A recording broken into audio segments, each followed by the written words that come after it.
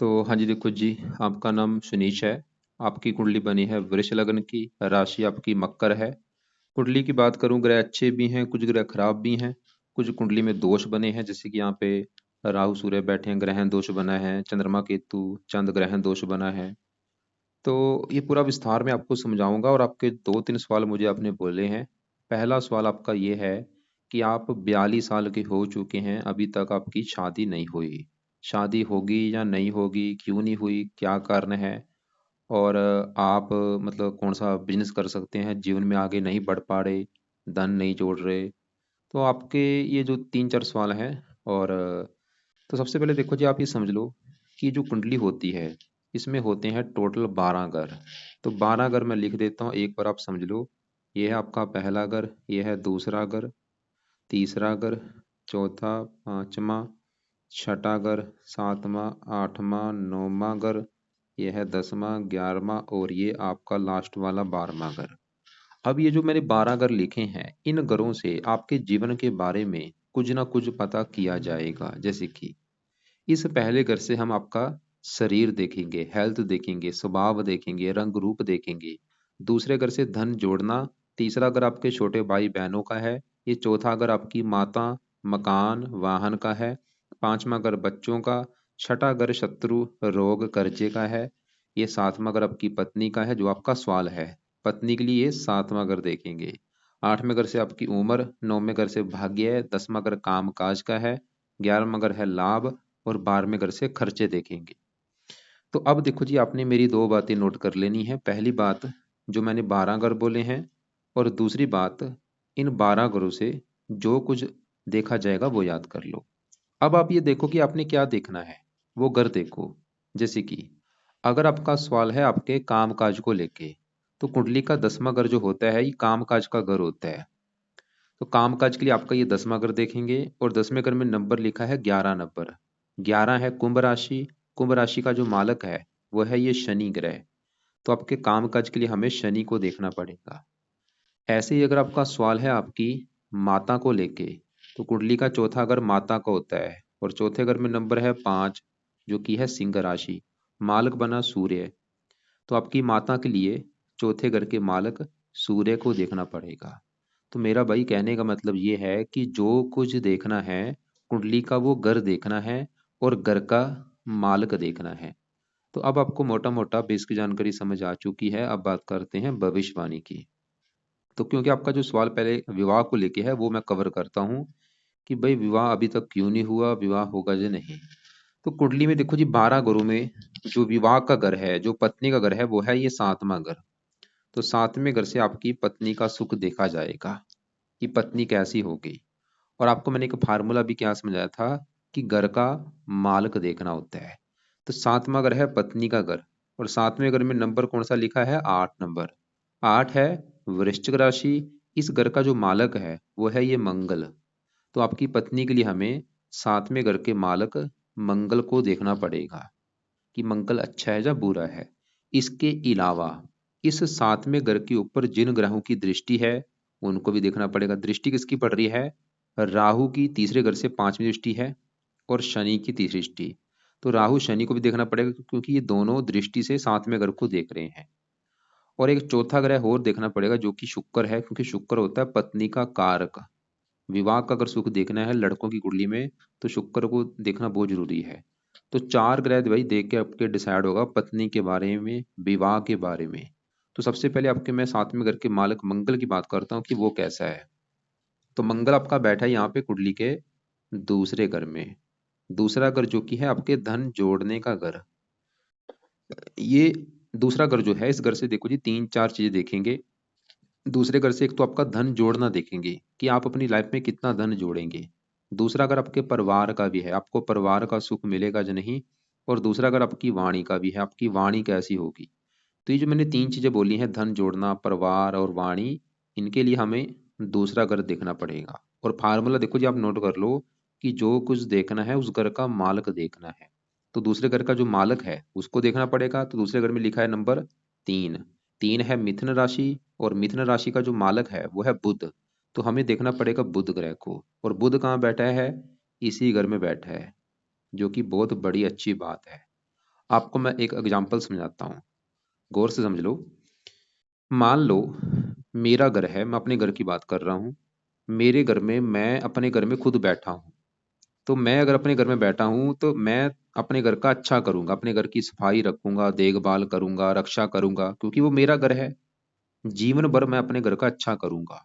लेकिन मेरे घर में मेरे साथ मेरा कोई दुश्मन आ जाए। अब दुश्मन मेरे घर में क्या करेगा? वो घर का नुकसान कर देगा, घर में वो मेरा सामान तोड़ देगा, जो भी घर का सामान है, फर्नीचर, बेड तोड़ देगा, मेरा टीवी तोड़ देगा, और वो थोड़ा सा मेरे साथ भी मारपीट करेगा। मैं अपने घर में था, अपने घर का अच्छा कर रहा हूँ, लेकिन दुश्मन आया है, दुश्मन घर में नुकसान करेगा, घर का नुकसान भी करेगा और मेरा भी नुकसान करेगा। वो काम यहाँ पे होगा दूसरे घर में। ये जो दूसरा घर है, किसका घर है? दूसरे घर में 3 लिखा, मालक कौन है? बुध। कहाँ बैठा है? इसी घर में। मतलब आपका जो बुध है बहुत बड़े लेवल पे अच्छा है, बहुत ही अच्छा है आपका बुध ग्रह। क्यों? क्योंकि वो अपने ही घर में बैठा है भाई, अपने घर का अच्छा करेगा। बुध क्या अच्छा करेगा? दूसरा घर है धन का। तो धन का मालिक बुध अपने घर में बैठा है। बुध तो, बुध ये दिखा रहा है कि आप महाधनी होंगे, आप अमीर होंगे, करोड़पति होंगे, आपके पास धन की कमी नहीं रहेगी। क्योंकि धन का मालिक अपने घर में बैठा है। दूसरा अगर परिवार का है, बुध ये दिखा रहा है कि परिवार का सुख अच्छा मिलेगा। वाणी का है, वाणी बहुत अच्छी होगी। और आप आप जो धन कमाएंगे वाणी से जुड़े काम से कमाएंगे, जिसमें वाणी की जरूरत होती है। जैसे पढ़ाने का काम हो गया, कोई और जिसमें वाणी की जरूरत होती है, उससे जुड़े काम से आप धन कमाएंगे, बुध ही दिखा रहा है। तो हमने अभी देखो जी बुध देखा, वो ये दिखा रहा है कि धन आपको धनी बनाएगा, परिवार की अच्छा, वाणी अच्छी। लेकिन साथ में जो मंगल बैठा है, जैसे कि देखो जी मैं अपने घर का अच्छा कर रहा हूँ, मैं समझ लो बुध हूँ और मंगल मेरा दुश्मन। अब मंगल दूसरे घर में यहाँ पे बैठा है बुध के घर में। सवाल है कि मंगल अच्छा है या बुरा है? तो सिंपल सी बात है, मंगल आपका खराब है, अच्छा नहीं है। बुध अच्छा है कुंडली में, मंगल आपका अच्छा नहीं है। क्यों नहीं अच्छा? क्योंकि मंगल जहां बैठा है दूसरे घर में, ये बुध के घर में बैठा है, बुध को अपना दुश्मन मानता है। तो इसकी वजह से मंगल दूसरे घर का कर देगा सत्यानाश। ये जो मंगल है दूसरे घर का नुकसान क्या करेगा? दूसरा घर है धन जोड़ने का, तो मंगल आपका धन जुड़ने नहीं देगा, आपके धन की हानि होगी, धन को लेकर दिक्कतें आएंगी। दूसरा घर परिवार का, आपको परिवार संबंधी दिक्कतें पैदा कर देगा। परिवार संबंधी दिक्कतें का मतलब यह है कि जहाँ तो परिवार से बनती नहीं, या परिवार से दूर जाना पड़ता है, या और दूसरा अगर वाणी का, वाणी आपकी शोर कर देगा। और मंगल देखो जी, मैंने बोला था मंगल किस घर का मालक है? सातवें घर का, पत्नी घर का। अगर पत्नी का सुख देखना, सातवां घर का मालक है मंगल, तो मंगल को देखना पड़ेगा। अब सातवें घर को पहला घर माने, 1 2 3 4 5 6 7 8, ये सातवें घर से आठवें घर में बैठा है, ये भी एक नेगेटिव बात होती है। जो ग्रह अपने घर से आठवें घर में होता है वो अच्छा नहीं होता। तो मंगल देखो जी आपको पत्नी के रिगार्डिंग भी खराब फल देगा, क्योंकि पत्नी के घर का मालिक मंगल है, जो कि एक तो खराब घर में बैठा है और अपने घर से आठवें घर में होने की वजह से एक दोष बना है, विवाह भंग योग। मतलब आपका विवाह भंग हो चुका, मतलब मंगल ये दिखा रहा है कि आपको विवाह को लेकर दिक्कतें आएंगी। वो दिक्कतें क्या होंगी? जहाँ तो आपका विवाह देरी से होगा, और अगर आपका विवाह हो भी जाता है, पत्नी से आपका मनमुटाव होगा, पत्नी से लड़ाई झगड़े होते रहेंगे। मंगल ये दिखा रहा है भाई। और मंगल एक का और घर है, ये 12वां घर भी मंगल का है। 12वां घर देखो जी खर्च का होता है, खर्च हो गया, हानि हो गया। मतलब 12वां घर खर्चे है, खर्चा चला गया धन के घर में, मंगल आपका धन खर्च कराएगा। हानि, हानि चली गई धन की हानि करेगा। तो मंगल आपका बड़े लेवल पे कुंडली में खराब हो चुका है, दुश्मन के घर में बैठा है। वैसे भी मंगल इस कुंडली में मार्किश भी है। तो मंगल मतलब आपको जो बुरे फल दे रहा है, एक तो आपके धन की हानि करेगा, परिवार को लेकर दिक्कतें आएंगी, आपको पत्नी संबंधी दिक्कतें पैदा करेगा, विवाह में देरी कर देगा, और विवाह हो भी गया, विवाह पत्नी से मनमुटाव भी होगा, धन खर्च कराएगा ये। और ये उसने बुध को भी खराब कर दिया। बुध अच्छा था भाई, बुध तो अच्छा था, वो तो दिखा रहा है कि धनी बना देगा, पारिवारिक सुख अच्छा। बुध के अच्छे फलों में कमी आ चुकी मंगल की वजह से। लेकिन अब मेन सवाल ये है कि भाई मंगल को सही कैसे करा जाए, क्या इसके उपाय किए जाएं? तो इसके देखो जो उपाय आप लिख लो। जो पहला उपाय है, और अभी जो मैं उपाय आपको बताऊंगा, कुछ उपाय हैं सुबह के टाइम, कुछ है रात के समय, क्योंकि आपको कुछ उपाय करने पड़ेंगे अगर लाइफ में चेंज लाना है। क्योंकि ग्रह हैं थोड़े से खराब हैं, दोष भी कुछ बने हैं, जैसे मैंने बोला था ये जो सूर्य ग्रह दोष बना है, चंद्रमा चांद ग्रह दोष बना हुआ है। तो मंगल का जो पहला उपाय है, अभी आप मंगलवार की वेट कर लो, मंगलवार से शुरू करना है। मंगल के मंत्र स्टार्ट करो संकल्प लेके, जो कि है 10,000। और ये चाहे 10,000 कर लो, चाहे आप इसको 4 गुना ज्यादा 40,000 भी कर सकते हैं संकल्प लेके। संकल्प जरूर लेना। तो मंगलवार सुबह के टाइम संकल्प लेना कि हे मंगल देवता जी, मेरा नाम समीश है, मेरी जात ये है, गोत ये है, और मंगल देवता जी आप मेरी कुंडली के हैं 7वें घर के मालक, जो कि है पत्नी का घर, और मुझे अभी तक पत्नी का सुख नहीं मिला। मैं चाहता हूँ मेरा भी विवाह हो जाए, मुझे अब पत्नी अच्छी मिले। इसके अलावा और भी आपके जो बुरे फल हैं, मेरे धन की हानि ना हो। प्लीज मंगल देवता जी आपके मैं मंत्रों की जो संख्या है वो पूरी करने जा रहा हूँ, ताकि आपकी कृपा दृष्टि बनी रहे। तो इस प्रकार आप संकल्प लेके मंगल के मंत्र पूरे कर लो। मंगल के मंत्र पूरे करने में चाहे 11 दिन लग जाएं, चाहे 21 दिन लग जाए, चाहे 40 दिन लग जाए, इन दिनों में मंत्र पूरे कर लेना। मंत्र है ओम अंग अंगारकाय नमः। और मंत्र जब आपके पूरे हो जाएंगे फिर इनको छोड़ देना। तो पहला उपाय भाई लिख लिया है कि मंगल के मंत्र पूरे करने हैं। अब दूसरा उपाय भी लिख लो, आपने मंगल कवच का पाठ पढ़ना शुरू करना है। लेकिन पहले मंत्र पूरे कर लेना, पहले मंत्र पूरे करके फिर ये पाठ पढ़ना शुरू कर देना। और ये पाठ है 2 मिनट का पाठ। इस पाठ को अगर पढ़ेंगे सिर्फ आपके 2 मिनट लगेंगे, नहीं पढ़ना आता ऑडियो लगा के सुना करो। कितने पाठ पढ़ने हैं, ज्यादा से ज्यादा, मतलब एक बार पढ़ना है, पढ़ लिया है पाठ को, दोबारा फिर पढ़ लो, दोबारा फिर पढ़ लो, या सुन लिया है दोबारा फिर सुन लो, दोबारा फिर सुन लो। बहुत बेस्ट उपाय है ये। तीसरा उपाय, आपने मंगल स्रोत का पाठ पढ़ना है। 2 पाठ है, मंगल कवच मंगल स्रोत। तो दोनों पाठ पढ़ने हैं या इनको सुनना है सुबह के टाइम, या तो पढ़ो या सुन लिया करो। चौथा पाए, मंगल का दान करना है। दान बहुत ही जरूरी है, दान इसकी पावर को 0 कर देगा, 6 डिग्री जो है, तो इसको इसके बल को कम करेगा मंगल का दान। तो ये दान भाई बहुत जरूरी है। कब करना है दान, नोट कर लो। ये दान आप हर मंगलवार को जरूर किया करो।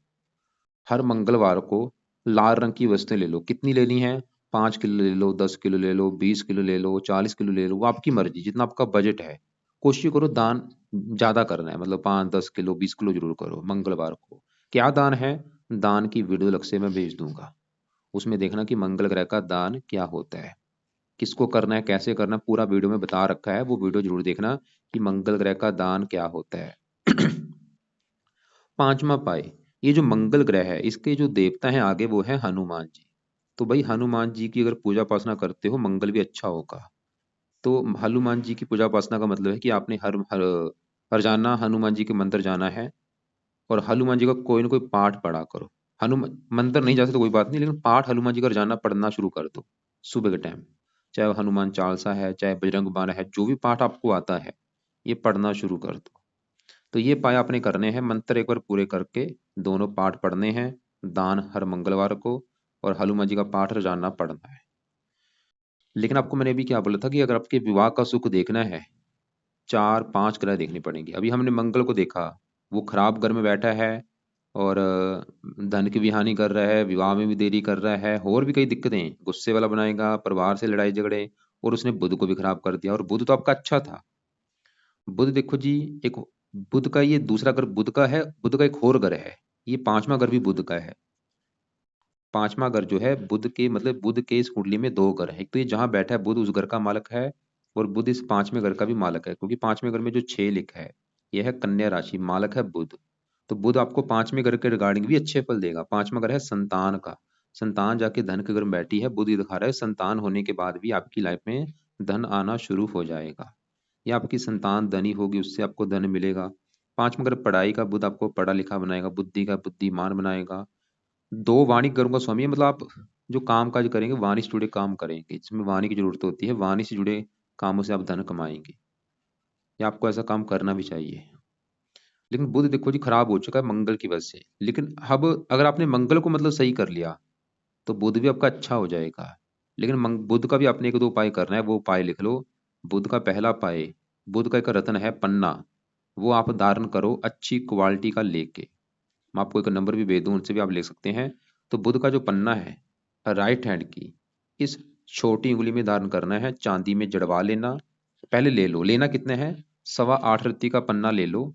लेने के बाद उसको चांदी में जड़वा के शुक्ल पक्ष के पहले बुधवार को सुबह के टाइम, सुबह 7:15 बजे या 8:15 बजे या 9:15 बजे इस रत्न को धारण कर लेना।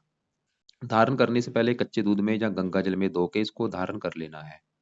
फायदा क्या होगा बुध का पन्ना धारण करने से, इसका इसकी पावर बढ़ेगी, पावर बढ़ने से बुध मतलब आपको धन देगा, आपकी लाइफ में धन आना शुरू होगा, आपकी बुद्धि तेज होगी, परिवार का सुख मिलेगा, संतान का सुख मिलेगा, कई फायदे होंगे। हरे रंग के कपड़े ज़्यादा पहना करो। हरे कपड़े पहन सकते हो आप। शुक्र के जो कपड़े हैं, रंग बिरंगे कपड़े, चमकीले कपड़े, वो पहन सकते हो। कौन से कपड़े नहीं पहनने लिख लो। मंगल के कपड़े जो लाल कपड़े हैं वो बंद कर दो पहनने, या कम यूज़ किया करो। राहु के नीले कपड़े बंद कर दो। ये दो रंग के कपड़े कम यूज़ किया करो। तो हमने देखो जो अभी आपके दो ग्रह देखे हैं। हमने मंगल को देखा जो कि अच्छा नहीं है, बुध देखा जो कि अच्छा है। लेकिन आपको मैंने बोला था पत्नी के लिए हमें तीन चार ग्रह देखने हैं। अब आपके यहाँ पे तीसरे ग्रह में बैठे मैं राहु, सूर्य और शुक्र की बात करता हूँ। पहले देखो जी, यहाँ पे मैं सूर्य की अगर बात करूँ कि सूर्य आपका कैसा है, तो भाई सूर्य आपका है बहुत बड़े लेवल पे अच्छा। लेकिन अच्छे फलों में कमी आ चुकी है, साथ में राहु बैठने की वजह से। सूर्य अच्छा था, जैसे कि देखो जी, मेरा एग्जांपल समझाता हूँ। मेरे घर में मेरा कोई दोस्त आ जाए, जो मेरा मान लो दोस्त है, वो मेरे घर में आया होगा, तो घर में मेहमान बन के आएगा, घर का करेगा अच्छा। लेकिन मेरे दोस्त के साथ मेरे ही घर में मेरा दुश्मन आ चुका है। दुश्मन घर का नुकसान भी करेगा, दोस्त के साथ भी लड़ाई झगड़े करेगा। वो काम यहाँ पे होगा। मतलब सूर्य तो आपका अच्छा था। पहले समझो सूर्य के अच्छे फल हैं क्या। सूर्य अच्छा क्यों है, पहले ये समझो। सूर्य अब बैठा है तीसरे घर में। किसका घर है, ये चंद्रमा का घर है, जो चार लिखा है। और सूर्य चंद्रमा को अपना दोस्त मानता है। और सूर्य का जो अपना घर है वो है चौथा घर। ये जो चौथा घर है भाई, ये चौथा घर आपकी माता का घर है, मकान का घर है। आपका मकान कैसा होगा, वाहन कैसा होगा, आपके पास भूमि जमीन जायदाद नौकर चाकर कैसे होंगे, चौथा घर देखना पड़ेगा। चौथे घर में पांच लिखा है, सिंह राशि, मालक सूर्य है। तो चौथे घर का मालक सूर्य है, जो कि है तो अच्छा था। तीसरे घर में बैठा है दोस्त के घर में। तीसरा घर है मेहनत का। चौथा घर मकान वाहन। मकान वाहन मेहनत के घर में बैठे सूर्य, ये दिखा रहे कि आप खुद की मेहनत के बल पर अपना घर बनाएंगे, वाहन लेंगे, भूमि जमीन जायदाद, इन सुखों को प्राप्त करेंगे। सूर्य दिखा रहा है खुद की मेहनत के बल पर आपका घर बड़ा होगा। घर मतलब, क्योंकि सूर्य बड़ा ग्रह है, आपका घर भी बड़ा होगा, मकान वाहन का सुख अच्छा है। लेकिन अभी आपको मैंने क्या बोला कि सूर्य के अच्छे फलों में कमी आ चुकी है, साथ में राहु बैठने की वजह से। क्यों? क्योंकि राहु सूर्य आपस में अति दुश्मन है। राहु क्या करेगा, सूर्य के अच्छे फलों को कम कर देगा। क्योंकि यहाँ पे एक दोष बना है, बड़ा दोष, जिसे कहते हैं सूर्य ग्रहण दोष। और एक और दोष है पित्तर दोष। सूर्य ग्रहण दोष भी बना है और पित्तर दोष भी बना है। मतलब राहु आपका वही बहुत बड़े लेवल पे खराब है। क्योंकि राहु जहाँ बैठा है तीसरे घर में, किसका घर है, चंद्रमा का घर। और ये चंद्रमा को अपना दुश्मन मानता है। तो राहु एक तो तीसरे घर की हानि करेगा, और राहु ने सूर्य को खराब कर दिया। सूर्य को खराब क्या किया, सूर्य मतलब आपको आपको तो ये दिखा रहा था कि माता मकान वान का सुख अच्छा है। लेकिन राहु के साथ बैठने की वजह से राहु मतलब सूर्य को खराब करेगा। तो सूर्य को खराब कर दिया, तो सूर्य एक तो पिता का कारक है। पिता संबंधी दिक्कतें आएंगी लाइफ में। सरकार का कारक है सूर्य, पिता कारक का, पिता संबंधी दिक्कतें। सरकार का कारक है, सरकारी कामों में दिक्कतें। सूर्य चौथे घर का मालक है, माता मकान वाहन को लेकर दिक्कतें आएंगी। राहु ये दिक्कतें पैदा करेगा। और राहु की दृष्टियां हैं तीन। पांचवी दृष्टि पड़ेगी सातवें घर के ऊपर, जो कि पत्नी का घर है। तो राहु सातवें घर को दृष्टि दे रहा है। सातवें घर में जो आठ लिखा है, यह है वृश्चिक राशि, जो कि राहु की नीच राशि। तो राहु सातवें घर का भी सत्यानाश कर रहा है। मतलब राहु आपका सातवां घर जो पत्नी का घर है, राहु ये दिखा रहा है कि आपको पत्नी का सुख मिलेगा नहीं। मतलब आपके विवाह में देरी कर रहा है राहु। जो अगर आपके विवाह में देरी हो रही है, राहु भी एक बड़ा कारण है। क्योंकि राहु है विलंब का कारक। तो राहु की वजह से भाई आपके विवाह में देरी हो रही है। और ये नौवीं दृष्टि से 11वें ग्रह को देखा, आमदनी को लेकर दिक्कतें, इच्छाएं पूरी नहीं होने देगा, भाग्य की हानि कर रहा है। और राहु यहाँ पे शुक्र के साथ बैठा है, लंपट योग बना है। राहु शुक्र को भी खराब कर रहा है। शुक्र भी अच्छा है, लेकिन शुक्र के अच्छे बल में कमी आ जाएगी राहु की वजह से। अब शुक्र की बात करूं, शुक्र इस पहले घर का मालक है, जहाँ पे दो लिखा है, वृष राशि मालक शुक्र। पहला अगर आपका शरीर, सेहत, स्वभाव, रंग रूप, पर्सनैलिटी। शुक्र तो दिखा रहा है कि आपकी पर्सनैलिटी अच्छी, सेहत अच्छी, स्वभाव अच्छा, रंग रूप अच्छा होगा। लेकिन शुक्र भी पीड़ित है, लेकिन ज्यादा पीड़ित यहाँ पे सूर्य है। मतलब अगर आपने राहु को सही कर लिया, फायदे क्या होंगे, फायदे लिख लो। राहु को सही कर लिया, सबसे बड़ा फायदा, ये जो सूर्य ग्रहण दोष बना ये खत्म होगा, पित्तर दोष खत्म होगा। और राहु को सही कर लिया, राहु पत्नी के घर की जो हानि कर रहा है वो हानि नहीं करेगा, भाग्य की हानि नहीं करेगा, 11वें घर की हानि नहीं करेगा, राहु शुक्र को खराब नहीं करेगा। मतलब आपकी वही लाइफ में चेंज आ जाएगा राहु को सही करने से। अब राहु के उपाय क्या है, वो उपाय लिख लो। तो ये उपाय आपने रात के समय करने हैं। पहला जो राहु का उपाय है, रात के समय राहु कवच का पाठ पढ़ा करो। ये पाठ पढ़ लिया करो या इसको सुन लिया करो। दूसरा उपाय, राहु स्रोत का पाठ पढ़ना है। दो पाठ है, चाहे पढ़ने हैं चाहे सुनने हैं। तीसरा उपाय, राहु का दान करो। दान क्या है राहु ग्रह का, भाई अलग से वीडियो आपको मैं भेज दूंगा। वैसे इसका दान सतनाजा होता है, 7 प्रकार के अनाज हैं। चौथा उपाय राहु के लिए, शिव जी की पूजा उपासना करो। रोजाना शिव जी के मंत्र जाना शुरू कर दो। शिवलिंग पर जल चढ़ाओ, दूध चढ़ाओ, कच्ची लस्सी चढ़ाओ। शिवलिंग शिव जी का कोई ना कोई पाठ पढ़ना शुरू कर दो। जब मतलब शिव जी के मंदिर जाएंगे, वहाँ पे 5-10 मिनट बैठ जाओ। वहाँ पे बैठ के शिव चालीसा पढ़ लो, या ओम नमः शिवाय का जाप कर लो। तो ये राहु के 3-4 उपाय करने हैं। दोनों पाठ पढ़ने हैं रात के समय, या सुन लिया करो। दान रोजाना करना है। शिव जी की पूजा उपासना जरूर करनी है। लेकिन यहाँ पे जो सूर्य है वो कैसे सही होगा? सूर्य तभी सही होगा जब राहु को शांत करेंगे। राहु की यहाँ पे पावर को जीरो करना है, वो दान से होगी। इसकी पावर को बढ़ाना है। सूर्य को जल कभी नहीं देना। सूर्य का आपको एक मैं पाठ बोलता हूँ, वो पढ़ लेना। लेकिन क्योंकि अभी आपका जो मेन सवाल है विवाह, सूर्य का भी पाठ आप चाहे रहने दो, क्योंकि पाठ आपके लिए अभी साथ में शुक्र का जरूरी है। अब देखो जी, शुक्र है तो अच्छा है, राहु से पीड़ित है। और वैसे भी शुक्र देखो जी अगर अच्छा होता है तभी बंदे को विवाह का सुख मिलता है, पत्नी का सुख मिलता है। क्योंकि शुक्र विवाह का कारक है, पत्नी का कारक है, और साथ में घर का कारक होता है। तो शुक्र का एक उपाय आपने जरूर करना है रात के समय। क्या उपाय है? शुक्रवार से स्टार्ट करो, शुक्र का मंत्र याप करो। माला ले लो, एक माला ले लो 60 मनके की। उस माला से शुक्र का मंत्र करना है। कितने माला करना है? चाहे एक माला करो, 2 करो, 3 करो, 4 करो, 5 करो, 6 करो। कोशिश करो ज्यादा से ज्यादा मंत्र करने की। क्योंकि शुक्र का अगर आप मंत्र शुरू कर दिया, आपका 1-2 महीने के अंदर ही विवाह हो जाएगा। और वैसे भी आपके लिए अच्छी बात क्या है कि आपके ऊपर अभी शुक्र की दशा चलेगी। यहाँ पे मैं दिखाता हूँ। तो ये दशा में आपका विवाह हो जाएगा, अगर भगवान ने चाहे तो विवाह आपका हो भी जाएगा। क्योंकि जैसे अभी बड़ी दशा देखो जी बृहस्पति की है, छोटी दशा है केतु की, और अभी शुक्र की दशा चलेगी आपकी 9वां महीना 24 को, और 5वां महीना 27 में। तो ये समय में आपका विवाह हो जाएगा। मतलब या इस साल 9वें महीने के बाद या अगले साल में आपका विवाह पक्का हो जाएगा, कन्फर्म है। अगर ये उपाय करेंगे, अगर उपाय नहीं करेंगे फिर दिक्कत आ सकती है। वो उपाय कर लिए क्या पता आपका महीने अंदर के विवाह हो जाए। तो हमने यहाँ पे देखो जी राहु के आपको मैंने 4 उपाय बता दिए हैं। शुक्र के लिए आपको मैंने मंत्र बोला कि मंत्र करो। और शुक्र का एक और उपाय करना है, शुक्र का रत्न धारण करो। आपने 2 रत्न धारण करने हैं। बुध का पन्ना, पन्ना धारण करने से लाइफ में धन आना शुरू हो जाएगा। शुक्र का करने से विवाह का सुख मिलेगा। तो शुक्र का जो रत्न है राइट हैंड की, इस उंगली में आपने धारण करना है। शुक्र रत्न है कौन सा?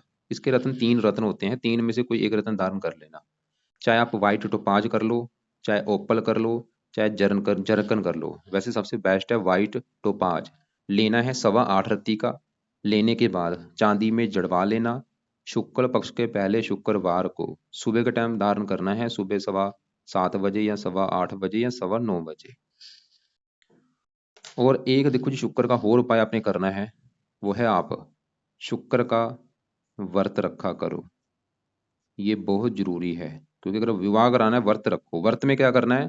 हर शुक्रवार को सुबह के टाइम जब उठेंगे, मान लो शुक्रवार जिस दिन होगा, उठो सुबह के टाइम, नहा धो के घर में जो पूजा स्थान है वहां पे खड़े होके प्रार्थना करना कि हे शुक्र देवता जी, आज है दिन शुक्रवार, और आज मैं आपका व्रत रखूंगा ताकि मुझे विवाह का सुख मिले। और बस ऐसे संकल्प लेके व्रत रख लेना। व्रत में दिन में आपने सिर्फ फल फ्रूट खाना है, भोजन मत करना दिन में। और भोजन करना है सिर्फ रात को करना है, और रात को भोजन जो करेंगे उसमें नमक का सेवन नहीं करना। और ना ही आपने खटियाई खानी है दिन में।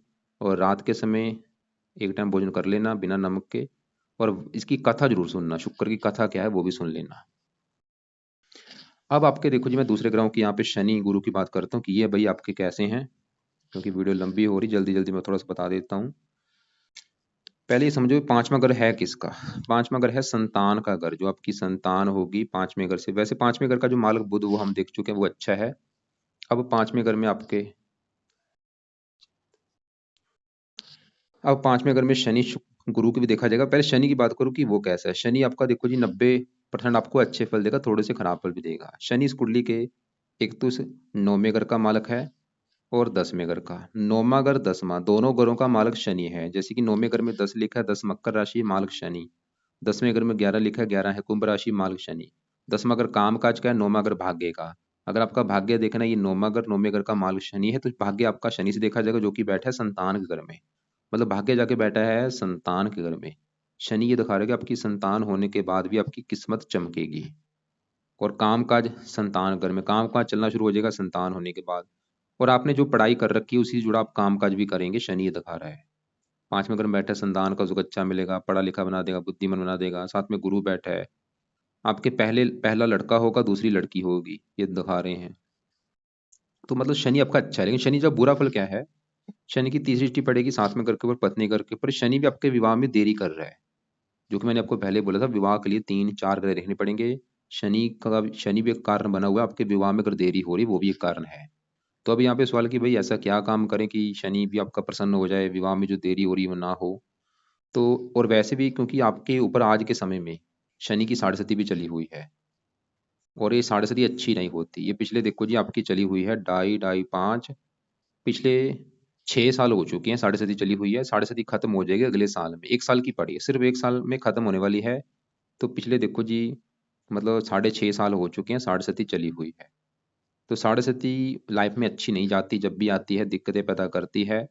तो अगर आप मतलब शनि के 2 उपाय बताता हूँ वो करते हैं तो क्या फायदे होंगे, एक तो आपकी साढ़े सती का बुरा फल नहीं मिलेगा, दूसरा फायदा शनि जो आपके विवाह में देरी का कारण बना है वो भी नहीं होगी। तो क्या उपाय हैं? पहला उपाय, रात के समय शनि चालीसा का पाठ पढ़ा करो। दूसरा उपाय, शनि मंदिर में हर शनिवार को माथा टेकने जाओ और वहाँ पे प्रार्थना करके आओ कि शनि देवता जी, मैं आपके मंदिर इसलिए आया हूँ क्योंकि आपकी जो साढ़े सती चली है वो उसका बुरा फल मुझे ना मिले और मेरा विवाह जल्दी जल्दी हो जाए।